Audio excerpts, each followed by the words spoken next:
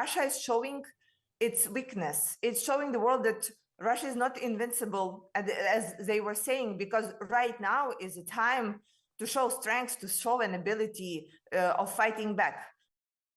President Zelensky has said Ukraine is going deeper into Russia as Moscow declares a state of emergency in the border region of Belgorod. Ukraine says it's planning evacuation corridors for civilians in Kursk as the incursion into Russian territory continues. In a video call to President Zelensky, the commander-in-chief of Ukraine's armed forces said they were now in control of 74 Russian settlements. Our defence forces continue their offensive on the territory of the Kursk region. Since the start of today, troops have advanced 1 to 2 kilometres in various directions. The search and destruction of the enemy in the settlement of Sudza has been completed. Since the beginning of today, we've taken captive about 100 enemy soldiers. Well, let's go to Askold Krushelnitsy, who's a reporter in Sumy, the region of Ukraine on the border neighbouring Kursk and Belgorod. Hello, Askold. Hello, Carol. Good to have you with us. Just explain what you've been able to establish about the extent of this incursion. Well, over the last couple of days, I've been able to speak to a couple of senior Ukrainian military officers and a political person who is very well connected to the presidential administration. And I know what they've told me are their intentions, which President Zelensky has confirmed today, which is basically to go deeper into Russian territory. They want to establish a buffer zone of their own on the Russian side of the Ukrainian-Russian border, because the villages and settlements on the Ukrainian side of this region where I am, Sumy, and also the neighboring region of Kharkiv to the south east of here, they've suffered terribly from Russian artillery and these things called glide bombs, which deliver a half-ton or a ton payload of explosives. So they want to push the Russians back from being able to pummel these areas. They've told me that their flexibility in their maneuvering is a key thing. And they've got their plan, but they're going to also react to what the moves Russia makes. And what are you able to gauge about the mood of people in that region, especially given Russia's latest warnings talking about a worthy response to this incursion into a pretty significant chunk of Russian territory? Ukrainians have got used to dire threats from Russia, particularly Russian President Vladimir Putin's head of national security, and former president himself, Medvedev. Every few weeks makes nuclear threats that they're going to use a nuclear theater weapon against Ukraine, and they've threatened to do that against people who have helped Ukraine, including Britain.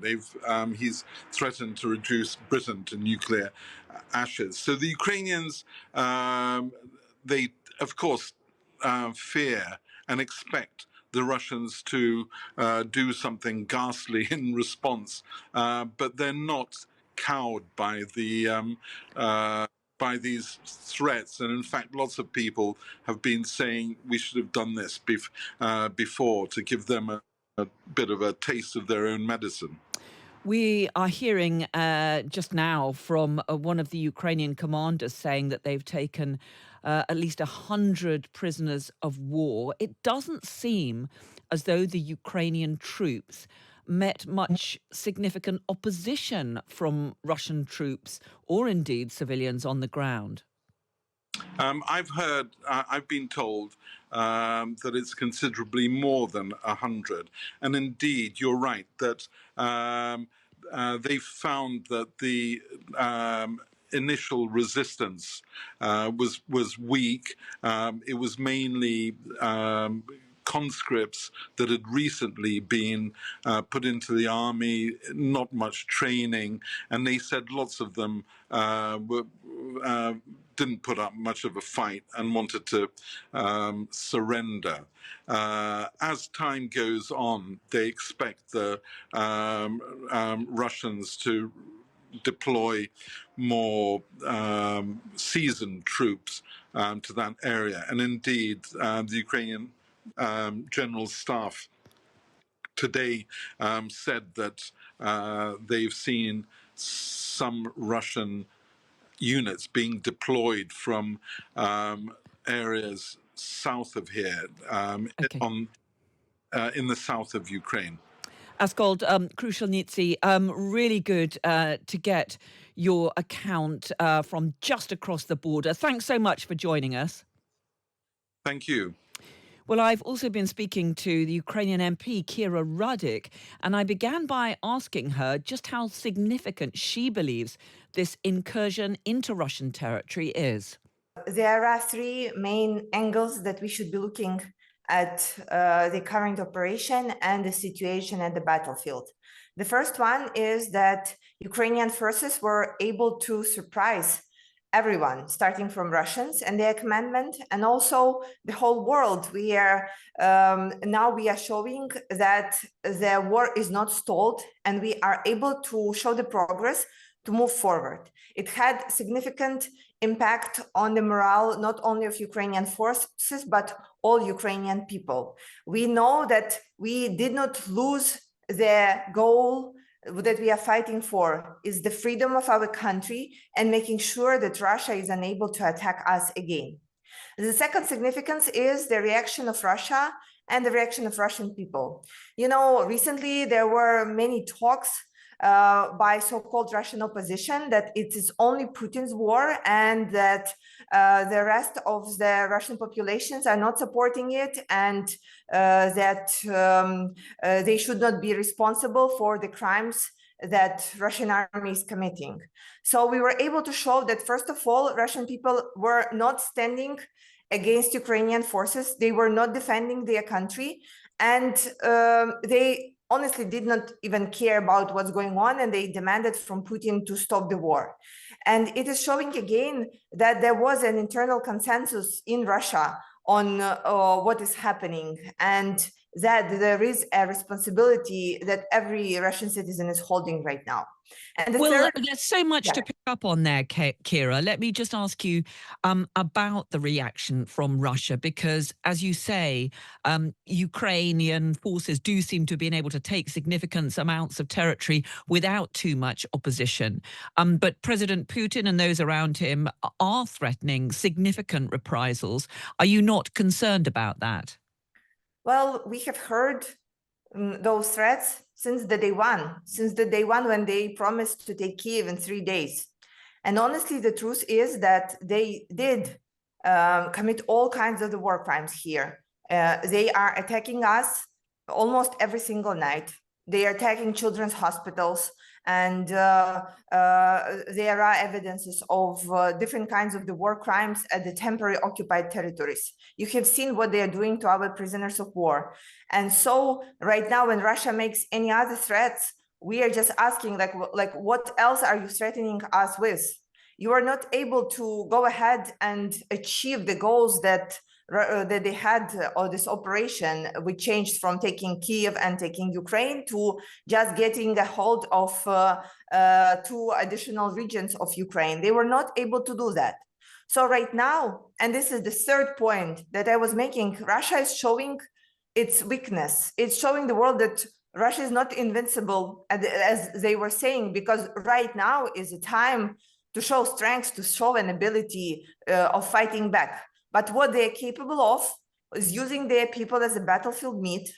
What they're capable of is threatening the world and saying, oh, there's many things that we can do, basically not pressuring us, because we already know everything about them, but actually pressuring our democratic partners who are really concerned about what they can do. So what is the intention here, Kira? So what is the intention here, Kira? Are these Ukrainian forces intending to occupy, to hold this chunk of Russian territory? Our main intention is and always was to defend ourselves. And from what we understand, the original idea of this operation was to make Russia to pull the forces from where they were planning to attack us and make the progress in the other regions. But generally, our main goal was and always will be in making sure that we destroy Russia's capability in attacking us again. Every single night, they have different kind of missiles and planes launched from different airports near our territory. And our short-term goal was to take this ability from them. And I think right now it is working very well. President Putin has accused Ukraine now of committing crimes against the Russian people. The governor of Belgorod, which is one of the two regions which Ukrainian forces have seized, he says civilians have been killed, their homes destroyed. We're seeing pictures of some of the captured Russian soldiers who are blindfolded. Are you not concerned about the effect that this could have, that this could impact and reduce the global support which Ukraine has largely enjoyed until now? First of all, we were and are very open to all the international organizations to check that we are being extremely careful and complying with all the international laws, even conducting our own operations. And second answer is more global, and it is this can stop any moment. If Russia pulls back their troops from our territories, we did not start this war. We can finish it any day, but it needs that Russia pulls back their troops and stops attacking us every single day. I think it's very obvious for everyone who was watching it for the last 2.5 years, who is the aggressor. And right now, the fact that the war is switched to their territories should not be something surprising for them and for their people and for the governor of Belgorod and all the other people who supported Putin's annexation of our territories. But we know that many Western governments here in the UK, in the United States, are very concerned about Ukraine taking this war beyond its territory. For example, they've made it clear that the military equipment, the missiles that they are providing to your country should not be used beyond Ukrainian territory. That shows you, doesn't it, that you are risking the support of some of your key allies? So we are again complying with all the rules that are being imposed on us, and we are still in the negotiations in lifting these limitations of using wide-range weapons on Russian territory. And the answer is very simple. We are using those weapons to attack military targets on Russian territory simply to prevent them to attack ourselves and be in defendant positions. So I think both on the political and on the military discussions here, we are very clear that we are using asymmetric steps in, again, preventing Russia in attacking us again. If there are better ways of using our resources that we have, and they are very limited, in achieving our goals, we would be happy to work on them. But what we have shown during the last 2.5 years is that the support that we are receiving is not enough to fight against Russia, the conventional methods. So we should be using different alternative ways to stop them from killing us and threatening to kill us. And this operation in one of those steps.